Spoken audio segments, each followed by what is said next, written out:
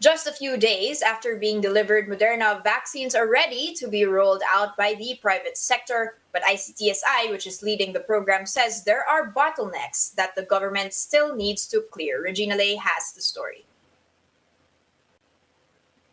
Businesses are calling on the government to speed up the vaccination program nationwide. At a recent virtual forum hosted by think tank Strat-based ADR Institute, executives discussed ways for the private sector to fill the gaps in the race to herd immunity. ICTSI, which bought the Moderna vaccines on behalf of the private sector, says there are bottlenecks on the ground that slow down the whole process. At the vaccination center, there's two bottlenecks, right? One is determining whether the person has an appointment or not. The validating is easy, right? Scan a QR code. But you don't want 4 or 5 people in a household having to do appointments 4 or 5 different ways. One is doing appointments with this company. Another one is doing it with the LGU. Another one is doing it in the province that they're from. The second bottleneck is the health screening. You shouldn't have to turn up to a vaccine center and sit down with a doctor for 15 minutes to fill up a health screening form, right? You can do it in advance.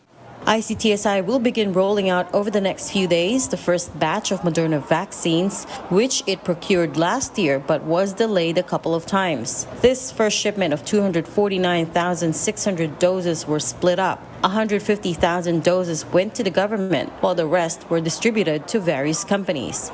This makes Moderna the 5th brand to be used in the country. But despite the growing supply, only a little over 2% of the population have been fully vaccinated or have gotten both doses. And with the emergence of the Delta variant, businesses are wary about another lockdown. We haven't been very good in testing, contact tracing, testing, and the use of data.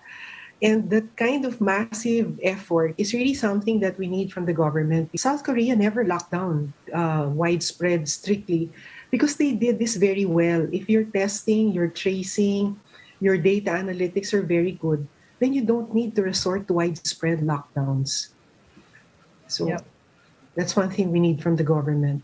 ICTSI's Christian Gonzalez agrees. Gonzalez is also involved in the company's build-out of various vaccine hubs, including the one in Nayong Pilipino. He says based on their experience, vaccination sites can ramp up to jabbing as many as 700 people an hour.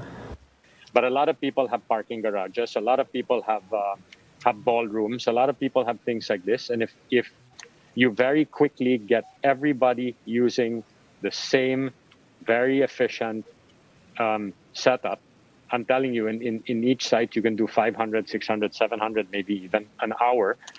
And we won't have to, the government can then focus on what the government should be focusing on, alleviating poverty and things like that, not having to worry about how we're going to go from 2% to 3% because we get very quickly to 60%.